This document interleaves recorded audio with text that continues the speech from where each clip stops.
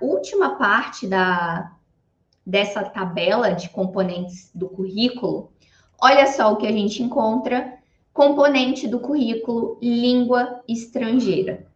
Quando a gente fala de língua estrangeira, a gente não está falando somente da língua inglesa. Eu vou mostrar aqui para vocês na descrição do edital que existem outras possibilidades. Eu estou aqui para falar com vocês sobre as possibilidades como um todo, mas para focar especificamente no inglês, que é a minha área aí de atuação e de especialização. Então, existem outras línguas que também são aceitas, mas a gente sabe que o inglês é uma língua universal. Então, se vocês pensam a longo prazo, não só no ENARE, mas nas oportunidades internacionais que vocês podem ter, uma vez que vocês têm essa especialização na residência, vale a pena considerar a língua inglesa. E aí existem duas opções aqui para que você possa comprovar a sua proficiência no currículo. A primeira delas é a proficiência em si, que são os certificados de proficiência, dizendo qual é o seu nível de inglês.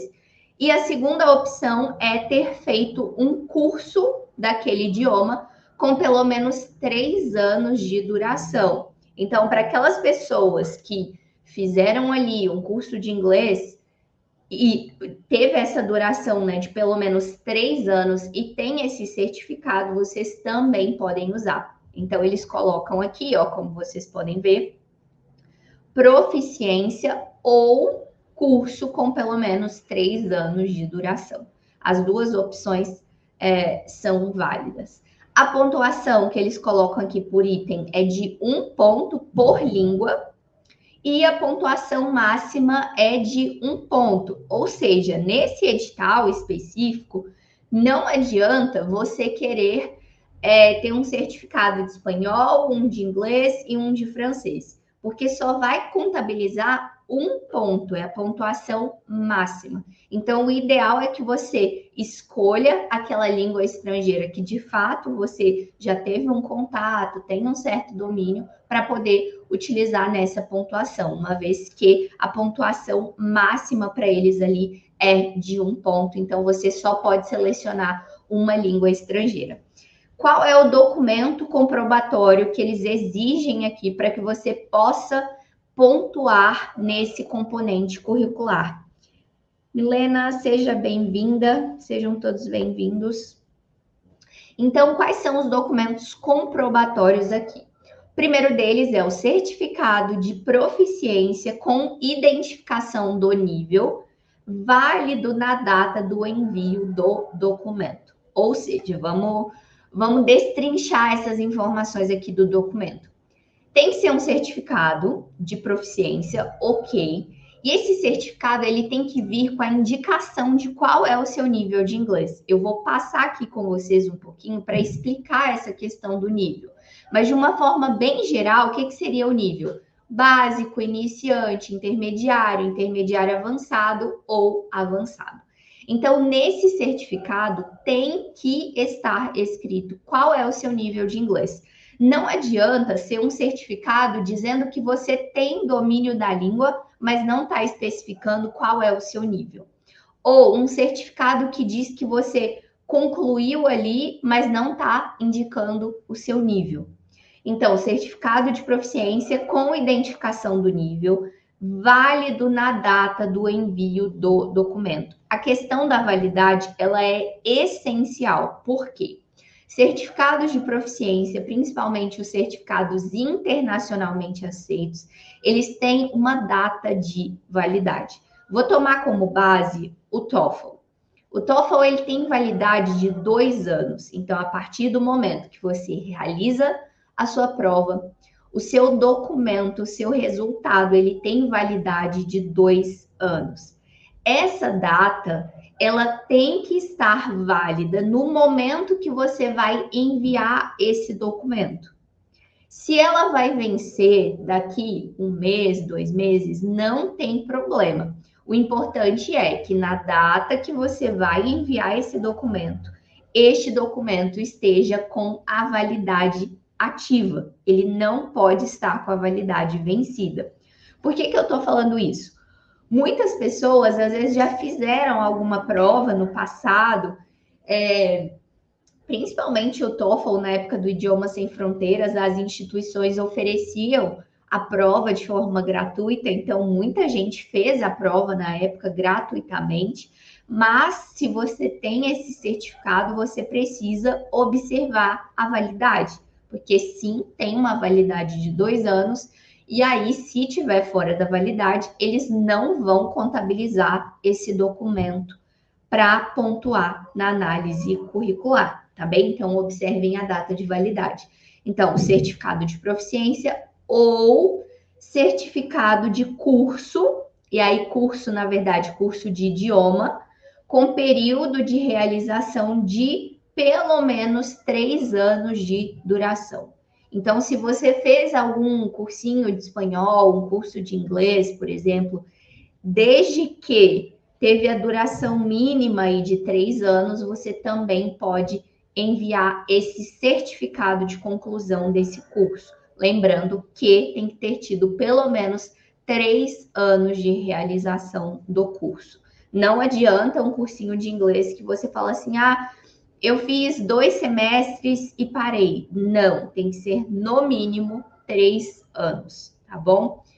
Mais uma vez, eu vou fazer uma análise considerando as possibilidades que você tem com um certificado de proficiência e com um certificado de conclusão de curso. Às vezes, a gente pensa muito a curto prazo. Então, a curto prazo, se você quer só resolver ali a exigência da proficiência na pontuação, os dois vão te possibilitar esse mesmo tipo de pontuação, tanto o certificado de proficiência quanto o certificado de conclusão de realização de curso regular de idioma.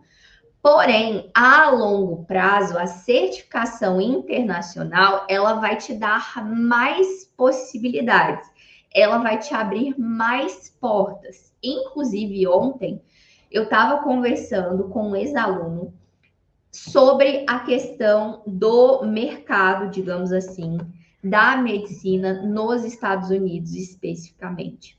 É um mercado que tem uma demanda muito grande de profissionais da saúde, sobretudo profissionais da enfermagem.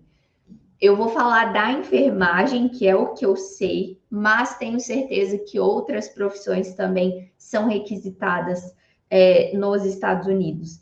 Então, você consegue revalidar o seu diploma de enfermagem para atuar como enfermeiro nos Estados Unidos. Então, pensando a longo prazo, eu indicaria que vocês de fato focassem em uma certificação internacional, porque senão a gente entra num modo de apagar incêndio. Então agora eu vou fazer qualquer prova aqui para apagar esse incêndio, aí daqui a pouco surge uma oportunidade, aí eu já vou ter que fazer uma prova diferente para apagar outro incêndio, e aí quando você vê, você já fez 3, 4 provas diferentes, quando poderia ter feito uma e utilizado aí para diversas finalidades, para aproveitar diversas oportunidades. Como eu comentei com vocês em relação ao TOEFL, ele tem validade de 2 anos. Então, você pode utilizar para a questão da residência, aqueles que pretendem fazer mestrado, doutorado, muitas instituições exigem a comprovação de proficiência e, nesse caso, não é válido a certificação de que você realizou um curso de idiomas. Então, comecem a pensar a médio e longo prazo para que vocês possam fazer uma boa escolha, tá bem? Se tiverem dúvidas, pessoal, estou acompanhando aqui nos comentários, tanto no YouTube quanto no Insta, fiquem à vontade para enviar as dúvidas de vocês.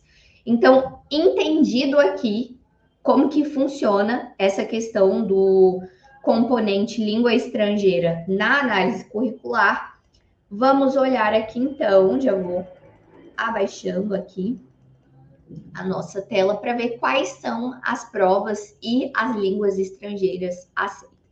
Então, eles dizem o seguinte: a proficiência poderá ser comprovada por meio de atestado de aprovação emitido por instituições conforme abaixo discriminado, sendo o nível apresentado o mínimo considerado. Prestem atenção nisso aqui. Eles exigem um nível de inglês mínimo.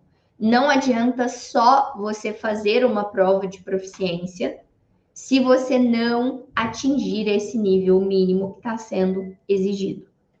Então, quais são os idiomas que nós temos aqui? As línguas estrangeiras: língua inglesa, língua espanhola, língua francesa, língua alemã e língua italiana. Então, existem 5 línguas estrangeiras que são aceitas pelo ENARE para comprovação de proficiência e para pontuação na análise curricular. Como comentei com vocês e como já é esperado, eu vou focar na parte de língua inglesa, que de fato é a minha especialização.